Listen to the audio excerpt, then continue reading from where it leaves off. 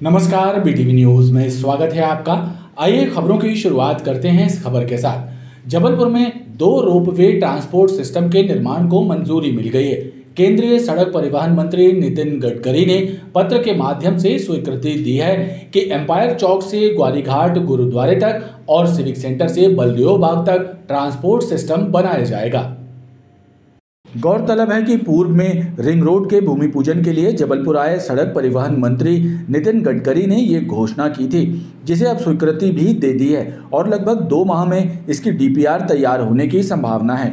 Ropeway परियोजना बनने से जबलपुर देश के प्रमुख 10 शहरों में शुमार हो जाएगा। फिल्मी दुनिया के लीजेंड सिंगर किशोर कुमार, मोहम्मद रफ़ी और स्वर कोकिला लता मंगेशकर को गीतों के माध्यम से सच्ची श्रद्धांजलि अर्पित करने के लिए मानस भवन में अनफॉरगेटेबल 2023 का आयोजन किया गया, जिसमें मुंबई के गायक प्रशांत नासेरी, पुणे से आए रफ़ी हबीब एवं गायिका रामेश्वरी द्वारा सुमधुर गीतों की प्रस्तुति दी गई।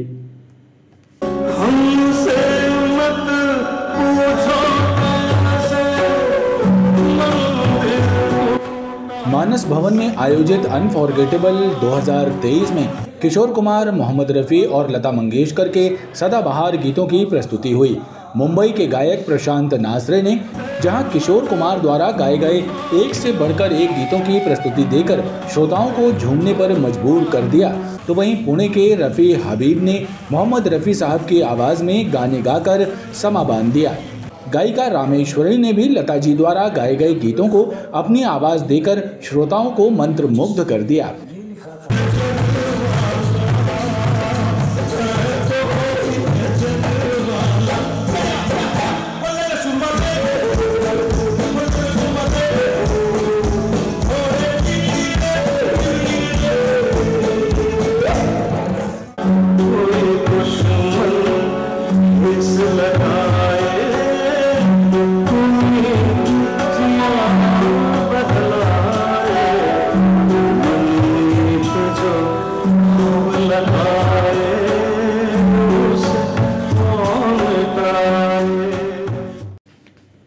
तीन पत्ती चौक से शास्त्री ब्रिज तक सड़क पर अवैध रूप से पार्क किए जाने वाले छोटे बड़े वाहन और ऑटो रिक्शा चालकों की मनमानी यातायात व्यवस्था के लिए चुनौती बनी हुई है। नगर निगम मुख्यालय और यातायात थाने से चंद कदम दूरी पर ये अव्यवस्था जनता के बीच चर्चा का विषय बनी हुई है। मॉडल रोड पर अवैध रूप से बना दिए गए वाहन स्टैंड जनता के लिए मुसीबत का सबब बने हुए हैं। तीन पत्ती चौक पर ऑटो रिक्शा चालकों की मनमानी यातायात व्यवस्था के लिए चुनौती बनी हुई है। सड़क पर पार्क किए जाने वाले छोटे बड़े वाहन दुर्घटना की वजह बन रहे हैं, लेकिन जिम्मेदार अधिकारी और विभाग मूक दर्शक बने हुए हैं।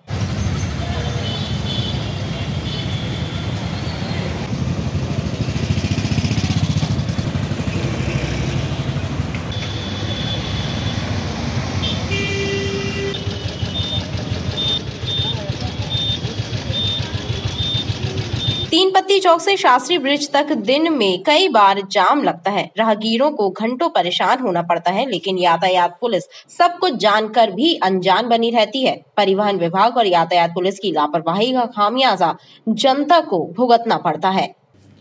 Madan Mahal station link road के पास बनाए गए लाडली लक्ष्मी पथ पर अतिक्रमण जम गए हैं, जो यातायात को प्रभावित कर रहे हैं, लेकिन जिम्मेदार विभाग और अधिकारी सब कुछ देख कर भी अनदेखा कर रहे हैं। जबलपुर का एकमात्र लाडली लक्ष्मी पथ दुर्दशा का शिकार है। नगर निगम और यातायात पुलिस मिलकर भी इस मार्ग को अतिक्रमण मुक्त नहीं रख पा रहे हैं। Madan Mahal station link road के पास लाडली लक्ष्मी मार्ग पर जगह जगह ठेले टपरे जम गए हैं। सड़क एवं फुटपाथ पर कब्जा करके दुकानें लगी हुई हैं, जो आवागमन को बाधित कर रही हैं। सड़क किनारे जमे बेचा कब्जे एक्सीडेंट का सबब बन रहे हैं, लेकिन जिम्मेदार विभाग और अधिकारी इस ओर ध्यान नहीं दे रहे हैं।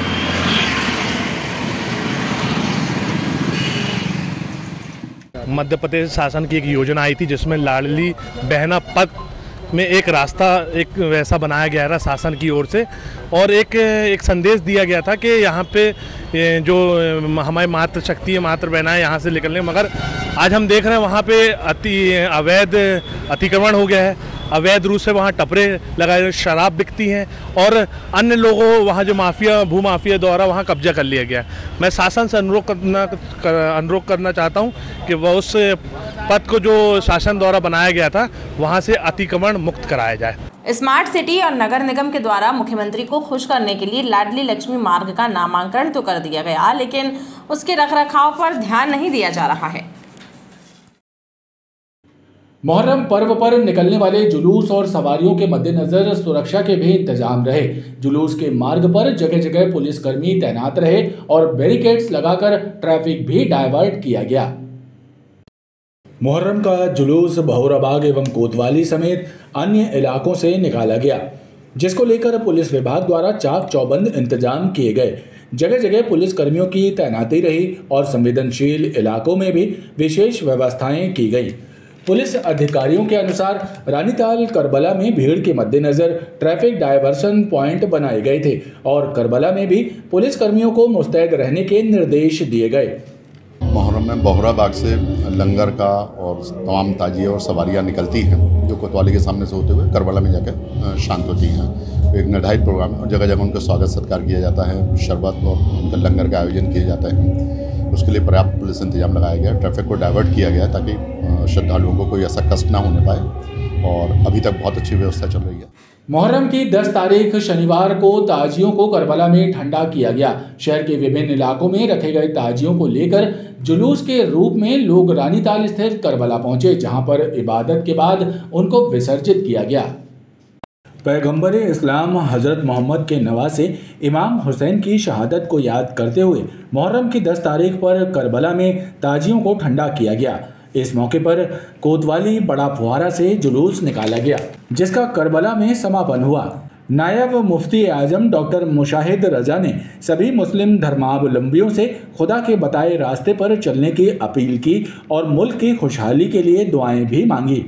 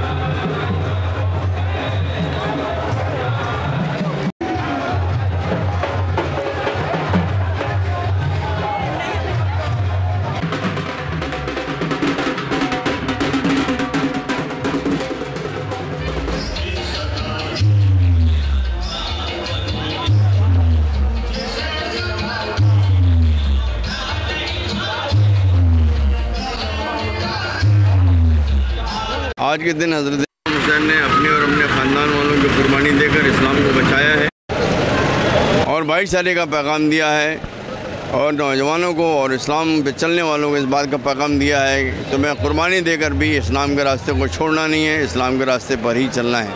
कि हज़रत इमाम हुसैन ने जिस तरह से इस्लाम के रास्ते पर चलकर अपनी कुर्बानियाँ दी हैं, आप भी अपने नफ्स की कुर्बानी दीजिए और इस्लाम के रास्ते पर चलिए। इसी में आपकी फलाह है, उसी में आपकी तरक्की। इस दौरान कौमी एकता का भी नज़ारा दिखाई दिया, क्योंकि कई हिंदू भाइयों द्वारा भी वर्षों से सवारियां रखी जा रही हैं। शहडोल से नाबालिग लड़की का अपहरण करके भागा आरोपी जबलपुर से गिरफ्तार किया गया। जीआरपी थाना की टीम ने इंदिरा मार्केट से अपहरणकर्ता के चंगुल से लड़की को दस्तयाब कर उसके परिजनों के हवाले कर दिया। शहडोल में एक युवक द्वारा नाबालिग लड़की को बहला फुसलाकर उसका अपहरण करने का मामला सामने आया और शहडोल की कोतवाली पुलिस को उसकी लोकेशन जबलपुर रेलवे स्टेशन के पास मिली, लिहाजा उनके द्वारा जीआरपी को सूचना दी गई, जिसके बाद जीआरपी की टीम ने इंदिरा मार्केट से अपहरणकर्ता युवक को हिरासत में ले लिया और लड़की को भी उसके चंगुल से छुड़ा लिया। तो उसकी तस्दीक हेतु हमने अपने स्टाफ को, हमारा स्टाफ को भेजा, जो प्लेटफॉर्म पर ड्यूटी स्टाफ था उनकी जब तलाश की गई तो इंदिरा मार्केट के पास में दोनों हमको मिल गए, अपहरणकर्ता बालिका और जिसने अपहरण करके लेके आया था वो भी, जिसकी सूचना हमने शहडोल में कंट्रोल रूम को दिया, जो वहाँ से पुलिस आकर उनको लेके गई। शहडोल से जबलपुर पहुंची कोतवाली पुलिस के साथ आए परिजनों के सुपुर्द लड़की को किया गया। नशीले इंजेक्शन के कारोबार में लिप्त एमएन फार्मा के संचालक नीरज परियानी के आनंद कॉलोनी स्थित गोदाम में कोतवाली पुलिस और क्राइम ब्रांच की टीम ने छापा मारकर 7,400 इंजेक्शन बरामद किए हैं। वहीं नीरज को भी गिरफ्तार कर उसके विरुद्ध कार्रवाई की गई है। कोतवाली पुलिस और क्राइम ब्रांच की टीम ने गोपाल बाग तलैया के पास से नशे के इंजेक्शन बेचने वाले राकेश विश्वकर्मा को गिरफ्तार कर लिया था। उससे पूछताछ में खुलासा हुआ कि ओमती क्षेत्र में मनी प्लाजा स्थित एमएन फार्मा के संचालक नीरज परियानी के द्वारा नशे के इंजेक्शन बिकवाए जा रहे हैं।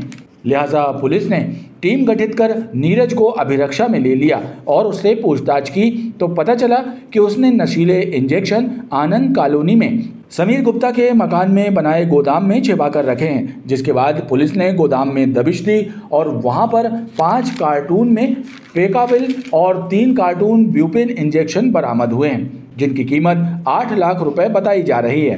एक अभियान शिकंजा के तहत ड्राइव चल रही थी, जिसमें हमारे एडिशनल एसपी, सीएसपी, थाना प्रभारी लगातार काम कर रहे थे और इस क्रम में इस महीने में ही 8 कार्रवाइयाँ नशीले इंजेक्शन के खिलाफ हो चुकी हैं, जिसमें 637 इंजेक्शन अभी तक रेड हो चुके हैं।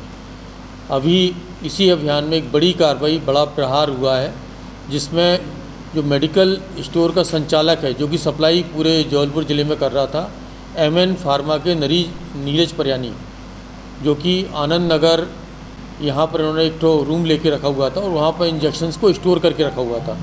तो वहाँ पर कोतवाली टीआई और सीएसपी ने रेड करवा के ये सफलता हासिल की है। इसमें 7,400 इंजेक्शन, लगभग 8 लाख रुपए कीमती बरामद हुए हैं और इसको ये राजू विश्वकर्मा उर्फ महेश साहू के माध्यम से सेल करवाया करते थे।